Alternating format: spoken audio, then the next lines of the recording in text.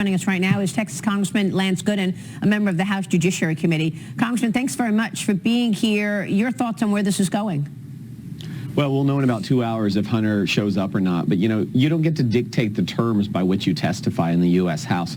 We saw this happen in the January 6th committee hearings. You know, we wanted due process. We wanted things to go a certain way, but we were completely overlooked. The difference here, though, is the January 6th commission was totally not a legitimate proceeding. And some of the same people that I just saw in that segment who were saying that this is not the process by which we should go, these are the same folks that were criticizing folks like Steve Bannon who didn't show up for their sham hearings. This is actually a real committee hearing, and it's difficult to watch Democrats sanctimoniously tell us Republicans that we're doing something that we shouldn't be doing. We couldn't get an impeachment inquiry vote for the Trump impeachment, his last one by Nancy Pelosi. If you recall, Republicans, myself included, sat here in this chair and said this is an illegitimate impeachment because we're not opening an impeachment inquiry. So I'm very happy that we're now to the point of opening this up formally with a vote. I was worried that we would go down this road without that vote, and I'm thankful that we will have that vote so the American people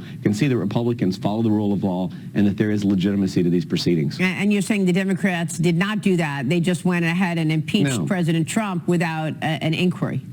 That's right. If you recall, Nancy Pelosi opened up the inquiry herself.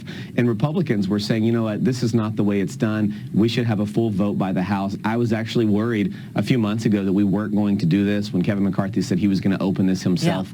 I didn't like that. I'm happy to see that we're actually going to open up this formal vote inquiry, and that the American people will see that we are a legitimate ruling party, that we actually can govern. And I also think it will bring teeth. You think I do. I had heard that it was going to be today or tomorrow before we leave town.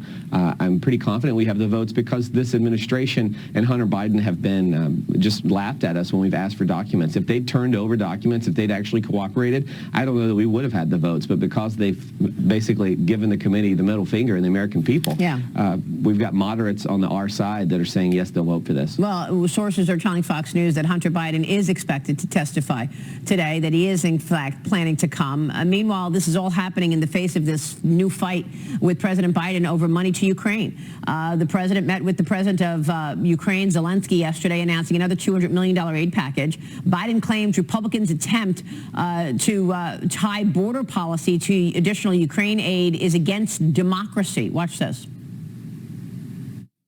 Compromise is how democracy works. Holding Ukraine funding hostage in the attempt to force through an extreme Republican partisan agenda on the border is not how it works. So what do you want to say to that, Congressman? It's not how it works. Well, first of all, it's totally crazy that this administration and Democrats are not for securing our border, but they are for securing the Ukrainian border. And frankly, I don't believe him. I think deep down, this Democrat president, Joe Biden, actually wants some of this border security to pass because he knows the polling is so bad. And so I think that Democrats in the White House are prepared to perhaps make some compromises with Republicans because, frankly, I can't go back to my constituents and say, you know what, I voted to spend a lot of money in Ukraine, but we got nothing for it out the border. And when I go back home to my constituents, they say, Lance, the border situation is so bad, we'd be okay with just about anything if you guys would secure the border. So I think this president knows that. I suspect they'll come our way. If he truly cares about Ukraine, if this is something that is so important to him, and he can't tell the American people that he values securing our own southern border, then I don't know what we're dealing with here. So you don't think totally crazy. So then you don't think the Republicans are going to blink? You're going to leave town without money going to Ukraine if there are no border changes? If there is no security at our southern border, I'm not blinking. I will never support any funding for Ukraine that does not include major measures of security at our own southern border. And what kind of specific policy changes do you want? I mean, Joe Biden walked into the Oval Office and reversed all of President Trump's border policies, including remain in Mexico. Would that be enough?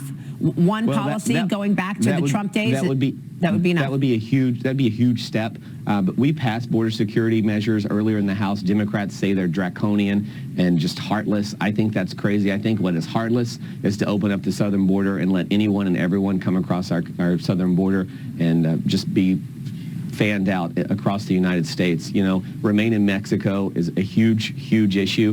The White House knows that they're getting killed in the polls on this issue. There's no reason that the asylum system should be abused like it is. So that would be a huge first step. I trust Speaker Johnson to work with Joe Biden on this matter, and I think Speaker Johnson knows that Republicans are not going to bend on this matter unless we get some serious security at our southern border. Yeah, I mean, so far, you know, they're calling it an extreme policy at the border, which is incredible to me. I mean, what seems extreme is to having all of these foreigners jump ahead of the line and come into America. 5 million people released into the country every day. It's crazy. It's not just poor people from Mexico looking for a better life. You see these groups of Chinese immigrants. You know, there was the plot to assassinate President George W. Bush. Well, hold on. Let me correct myself. It's 5,000 people being released into the country every day, right, which is what the Republicans said, 5,000 a day. But we just saw the other day there were 12,000 people who were apprehended at the border in one day. So you've got 12,000 people coming in a day, and now we're supposed to believe that it's 5,000 people being released every day? Is that a low number?